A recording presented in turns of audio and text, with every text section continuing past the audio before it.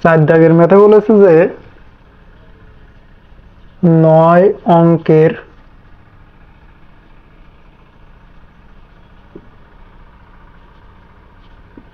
বৃহত্তম ও ক্ষুদ্রতম সংখ্যা কত? 9 অঙ্কের বৃহত্তম সংখ্যা এবং ক্ষুদ্রতম সংখ্যা এইটা বলেছে। তাহলে আমরা প্রথমে একটু দেখি যে বৃহত্তম সংখ্যা বলতে কি বোঝায় আর ক্ষুদ্রতম সংখ্যা বলতে কি বোঝায়, কি বোঝাচ্ছে। আমরা সাধারণত জানি যে 0 থেকে 9 পর্যন্ত সবগুলোকে কি বলা হয়, আমার অঙ্ক বলা হয়। এই যে অঙ্ক, এখানে বলেছে যে 9 অঙ্কের বৃহত্তম সংখ্যা ও ক্ষুদ্রতম সংখ্যা নির্ণয় করো। আমরা জানি সর্ববৃহৎ যে অঙ্কটা রয়েছে সেটা হচ্ছে 9। সর্ববৃহত্তম যে অঙ্কটা রয়েছে সেটা হচ্ছে 9। তার মানে যদি আমরা বৃহত্তম সংখ্যা বলবে যে কয় অঙ্কের বৃহত্তম সংখ্যা লিখতে বলবে সেই কয়টা 9 লিখব। 9 অঙ্ক বলিছে, তার মানে 9 অঙ্কের বৃহত্তম সংখ্যা হবে কত? 9টা 9। 1 2 3 4 5 6 7 8 এবং আরেকটা আমি এই সামনে দিলাম, এই যে 9টা 9। 1 2 3 4 5 6 7 8 9 বৃহত্তম সংখ্যা নির্ণয় করতে বলেছে। এই জন্য আমরা সর্ববৃহৎ যে অঙ্কটা রয়েছে 0 থেকে 9 পর্যন্ত এর ভিতর থেকে যেটা সর্ববৃহৎ সেইটা আমরা যে কয় অঙ্ক বলবে সেই কয়বার লিখব। এখন আসেন যে ক্ষুদ্রতম সংখ্যা নির্ণয়ের ক্ষেত্রে, যখন ক্ষুদ্রতম সংখ্যা নির্ণয়ের কথা বলবে তখন আমরা কি করব? যখন ক্ষুদ্রতম সংখ্যা নির্ণয়ের কথা বলবে তখন আমরা তো জানতেছি যে 0 হচ্ছে সর্বোচ্চ ক্ষুদ্রতম সংখ্যা, মানে সর্বনিম্ন যে ক্ষুদ্রতম সংখ্যাটা রয়েছে সেটা কত? 0। কিন্তু আমরা যদি 0 লিখতে থাকি, মনে করেন যে এই জায়গায় 2 অঙ্কের বলিছে, 2 অঙ্কের ক্ষুদ্রতম সংখ্যা, এখানে যদি আমরা এই যে 2টা 0 এইভাবে লিখতে থাকি, বা 3 অঙ্ক যখন বলবে তখন 3টা 0, 4 অঙ্ক বললে 4 5 6, এভাবে 9 অঙ্কের ক্ষুদ্রতম সংখ্যা যদি 9টা 0 লিখি, যে কয়টাই 0 লিখি না কেন এতে আমাদের কোনো ফলাফল বা কোনো রেজাল্ট কিন্তু দেখবে না যে 0 আছে, শুধুমাত্র 0, এর কোনো মানে নেই, কোনো দাম নেই, কোনো কিছু নেই। যখন কোনো সংখ্যার পরবর্তীতে বসবে, সংখ্যার পরে বসবে, তখন 0-এর দাম থাকবে, কিন্তু 0 কখনো একা একা বসলে তার কোনো দাম থাকবে না। এই জন্য 9 অঙ্কের ক্ষুদ্রতম সংখ্যা, আমার যদি বলে যে 1 অঙ্কের ক্ষুদ্রতম সংখ্যা, 1 অঙ্কের ক্ষুদ্রতম সংখ্যা, তাহলে আমরা শুধুমাত্র একটা 1 দিব। এখানে যদি 2 থাকে, 2 অঙ্কের ক্ষুদ্রতম সংখ্যা 1 দিব আমরা, তারপরে একটা 0 দিব। এই 0টা আমরা কখনোই 0 1 এইভাবে দিব না। কেন দিব না? এইভাবে দিলে আমার যে 0 1 এই যে মানটা হচ্ছে, এই মানটা আর এই মানটা দেখেন একই। এই জন্য আমরা 2 অঙ্কের বললে আমরা 1 প্রথমে লিখবো, এরপর একটা 0 দিব। যখন আমার 3 অঙ্ক থাকবে, 3 অঙ্ক, তখন আমরা 3 অঙ্ক যদি থাকে তাহলে আমরা 0 0 1 এইটা দিব না। এইটা দিলে তো আমার প্রথমটার মতন হয়ে গেল, এইটার মতন হয়ে যাবে। এই জন্য আমরা কি করব? এই জন্য আমরা প্রথমে একটা 1 দিয়ে নিব, এর পরবর্তীতে আমরা 2টা 0 দিব এবং আমরা গুণে দেখব 1 2 3 3 অঙ্ক হয়েছে কিনা, 3 অঙ্ক হয়েছে কিনা। তাহলে আশা করি বুঝতে পেরেছেন 9 অঙ্কের ক্ষেত্রে আমার কি করতে হবে। 9 অঙ্কের ক্ষেত্রে আমার একই কাজ করতে হবে।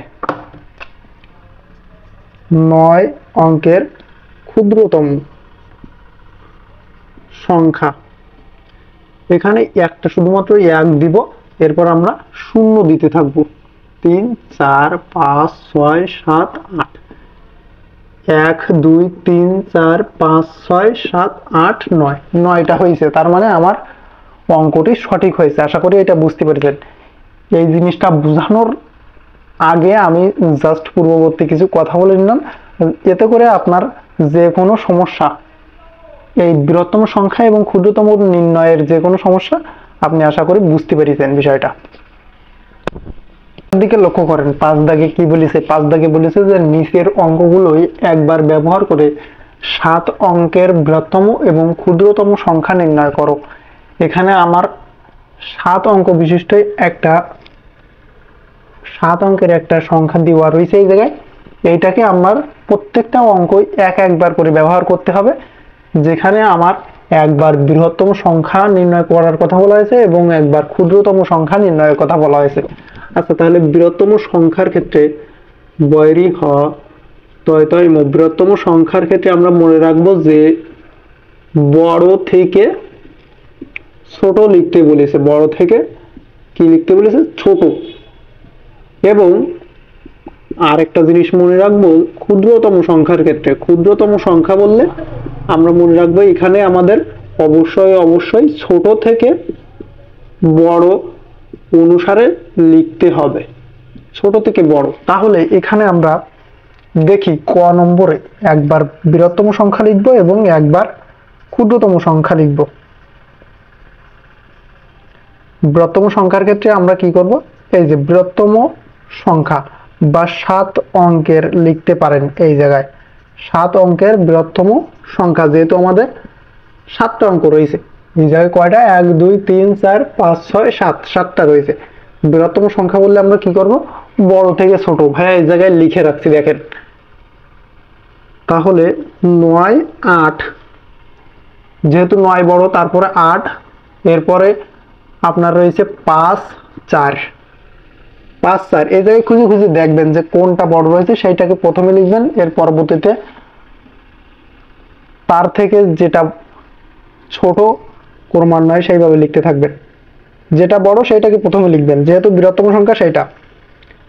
এরপর রয়েছে কত, 5 4 3 2 1, 3 2 এবং 1। এইটা দেখেন 7 অঙ্ক হয়েছে কিনা, 1 2 3 4 5 6 7, 7টা অঙ্ক হয়েছে, তার মানে অবশ্যই হয়েছে। এরপর লিখবেন 7 অঙ্কের ক্ষুদ্রতম সংখ্যা। ক্ষুদ্রতম সংখ্যা লেখাটা একদম সহজ। কিভাবে লিখবেন, বৃহত্তম যেহেতু লিখে ফেলাইতে পারিছেন, তার মানে ক্ষুদ্রতমের ক্ষেত্রে আপনার এই দিক থেকে যদি লিখে দেন অবশ্যই উত্তরটা হয়ে যাবে। কেন হয়ে যাবে, এই যে আমার ছোট থেকে বড় লিখতে হবে ভাইয়া বলে রাখছে, এই জায়গায় ছোট থেকে বড় দেখেন, এই দিক থেকে এই দিকে লিখলে ছোট থেকে বড় লেখাই আছে। তাহলে 1 2 3 4 5 8 এবং 9। আশা করি বুঝতে পারিছেন এই বিষয়টা। বৃহত্তম সংখ্যাও হয়ে গেল, ক্ষুদ্রতম সংখ্যাও আমার কি হলো, হয়ে গেল। এর পরবর্তীতে আমরা চলে যাব খ নম্বর। খ নম্বরটা ঠিক একইভাবে সমাধান দিবেন, যেহেতু 7 অঙ্ক লেখা আছে, লেখা সম্পূর্ণ একই। 7 অঙ্কের বৃহত্তম সংখ্যা এবং একবার ক্ষুদ্রতম সংখ্যা, দুইটা বের করব। এখানে আমরা ছোট থেকে বড় যাব কখন, যখন ক্ষুদ্রতম নির্ণয় করব। যখন বৃহত্তম সংখ্যা নির্ণয় করার কথা বলবো তখন অবশ্যই বড় থেকে ছোট। তাহলে বড়টা খুঁজে বের করেন, 9 8 7, 9 8 7। এর পরবর্তীতে কোনটা রয়েছে, 5 4 3, 5 4 3, আর শূন্যটা এই জায়গায় লিখে দিবেন। আশা করি এটা বুঝতে পারছেন। 1 2 3 4 5 6 এবং 7, 7টা রয়েছে, 7টা। এখন সমস্যা হবে, ভাইয়া তো আগে বললেন যে আমার বৃহত্তমটা নির্ণয় করার পর আমরা পরবর্তীতে ক্ষুদ্রতমটা এই দিক থেকে লিখে দিলেই হয়ে যাবে। এই দিক থেকে লিখে দেওয়ার কথাই তো আমি বললাম ক নম্বরটাতে, কিন্তু খ নম্বরটার দিকে একটু দেখেন। প্রথমে আমার শূন্য রয়েছে, এই শূন্যটা যদি প্রথমে থাকে, তাহলে যদি আপনি চিন্তা ভাবনা করে রাখেন যে 0 3 4 5 এইভাবে লিখবেন, তাহলে একটা মস্ত বড় ভুল করে ফেলবেন। কারণ আমি কিন্তু আগেই বললাম যে আমার ক্ষুদ্রতম নির্ণয় করার সময়, যখন আমাদের ক্ষুদ্রতম নির্ণয় করতে বলবে, ক্ষুদ্রতম সংখ্যা নির্ণয় করার কথা বলবে, তখন আমরা সর্বপ্রথমে যেন শূন্যটা না বসে, এইটার দিকে সবসময় আপনার খেয়াল করবো। সর্বপ্রথমে শূন্যটা না বসবে, আমরা সর্বোচ্চ ছোট যে সংখ্যাটা থাকবে তার পরবর্তীতে শূন্যটাকে বসাবো, তাহলে আমার হয়ে যাবে। যেমন আপনার 1 অঙ্কের ক্ষুদ্রতম সংখ্যা নির্ণয়ের ক্ষেত্রে আমরা শূন্য না বসিয়ে আমরা কিন্তু 1 বসেছিলাম। 2 অঙ্কের ক্ষেত্রে আমার শূন্যটাই এই পাশে না বসিয়ে 2 অঙ্কের ক্ষেত্রে আমরা কি করছিলাম, 2 অঙ্ক নির্ণয় করছিলাম তখন আমার শূন্যটা এই পাশে আমরা বসাইছিলাম না, এইটা একদম ভুল। এইটা আমরা বসাইছিলাম 1 0, এইভাবে বসাইছিলাম। এই জন্য এখানেও আমার প্রথমে একটা ছোট সংখ্যা বসিয়ে নিতে হবে, তারপরে আমার শূন্যটা বসাতে হবে, এরপরে আপনার এই সিরিয়াল অনুযায়ী দিলেই হয়ে যাবে। এই যে 3 পরে আপনি একটা শূন্য দিবেন, এরপর 4 5 7 8 9। আশা করি এটা বুঝতে পেরেছেন। তাহলে আরো একবার বোর্ডের দিকে খেয়াল করেন, এই জিনিসটা আমি আরেকবার একটু ক্লিয়ার করি, অনেকের মাথায় এইটা ধরতে পারেননি, অনেকে ধরতে পারিয়েছেন। 7 অঙ্কের বৃহত্তম সংখ্যা নির্ণয় করার ক্ষেত্রে বড় থেকে অবশ্যই ছোট ক্রমানুসারে আমাদের লিখতে হবে। তাহলে বড় থেকে ছোট আমরা লিখলাম, এই যে এখান থেকে বড় 9, তারপর 8 7 5 4 3 এবং 0। এর পরবর্তীতে আমার বলেছে 7 অঙ্কের ক্ষুদ্রতম সংখ্যা। 7 অঙ্কের ক্ষুদ্রতম সংখ্যার ক্ষেত্রে যদি এই সিকোয়েন্স মেনে চলেন, যে আমি আগে বললাম এই দিক থেকে এই দিকে লিখে দিলে আপনার ক্ষুদ্রতম সংখ্যা নির্ণয় করা শেষ। তাহলে আমরা একটু লিখে ফেলি সেটা, 0 4 5 7 8 এবং 9। এইটার দিকে একটু খেয়াল করেন, এইটার দিকে যদি খেয়াল করেন, এই শূন্যর কিন্তু এই বাম পাশে বসালে এর কোনো দাম নেই, তার মানে এটাকে মুছে দেন। এখন একটু গুনে দেখেন, 1 2 3 4 5 6, 6টা আছে, কিন্তু আমার বলেছে 7 অঙ্কের ক্ষুদ্রতম সংখ্যা নির্ণয়ের কথা, 6টা হয়ে যাচ্ছে। এই জন্য আমি প্রথমটাকে আমি একটা ক্ষুদ্রতম সংখ্যাকে এই জায়গায় লিখবো, এর পরবর্তীতে আমি একটা শূন্য দিব, এইভাবে দিব। আশা করি এবার আর কোনো কনফিউশন থাকার কোনো কথা নেই। এখন দেখেন যে 6 নম্বর দাগে আমাদের কি বলেছে। 6 নম্বর দাগে বলেছে যে 7 অঙ্ক বিশিষ্ট কোন বৃহত্তম এবং ক্ষুদ্রতম সংখ্যার প্রথমে 7 এবং শেষে 6 আছে। তাহলে আমরা এটা সমাধান কিভাবে করব, চলেন একটু দেখি এটা সমাধান আমরা কিভাবে করে ফেলি। আমরা সবাই এতক্ষণে জেনে ফেলছি যে বৃহত্তম সংখ্যা মানে কত, বৃহত্তম সংখ্যা মানে 9। যে কয় অঙ্কের বৃহত্তম সংখ্যা নির্ণয়ের কথা বলবে সেই কয়টা 9 বসবে এইটা। আর ক্ষুদ্রতম সংখ্যা মানে কত, এটা আছে প্রথমে একটা 1 বসবে এবং বাকি সবগুলো 0 বসবে, এটা তো আমরা জানি। তাহলে 7 অঙ্ক বিশিষ্ট বলেছে, 7 অঙ্ক বিশিষ্ট বৃহত্তম সংখ্যা, তার মানে 3টা 4 5 6 7, এই হচ্ছে 7 অঙ্কের বৃহত্তম সংখ্যা। 7 অঙ্কের বৃহত্তম সংখ্যা এইটা। 7 অঙ্কের ক্ষুদ্রতম কত, ক্ষুদ্রতম এইটা হচ্ছে একটা 1 বসবে এবং 6টা 0 বসবে, 1 2 3 4 5 6টা। 7 অঙ্কের ক্ষুদ্রতম সংখ্যা নির্ণয়ের ক্ষেত্রে এইটা বসবে। এখন বলেছে শর্ত দিয়ে দিয়েছে, এই জায়গায় দেখেন সংখ্যার প্রথমে 7 এবং শেষে 6 বসবে। তাহলে আমরা সংখ্যাটি কত হবে, সংখ্যাটি হবে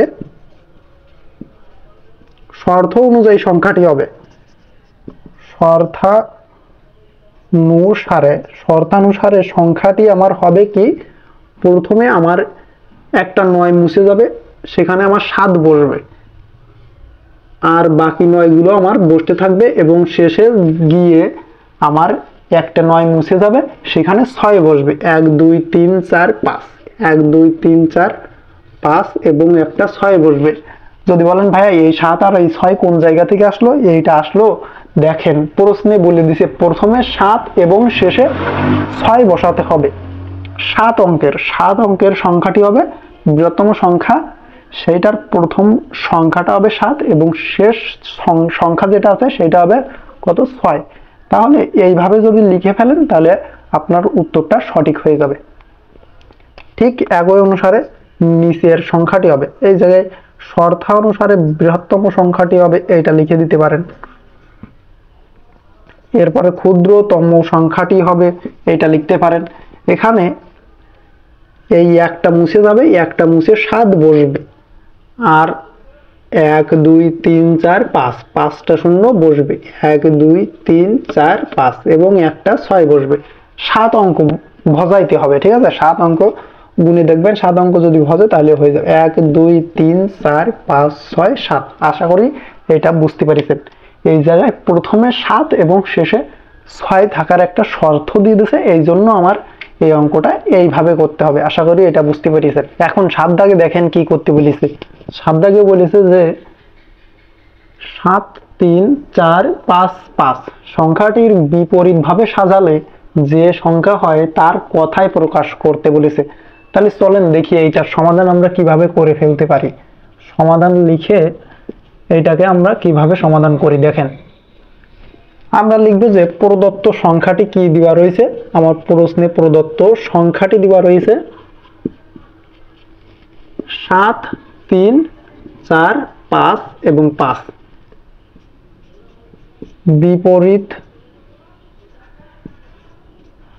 বিপরীত ভাবে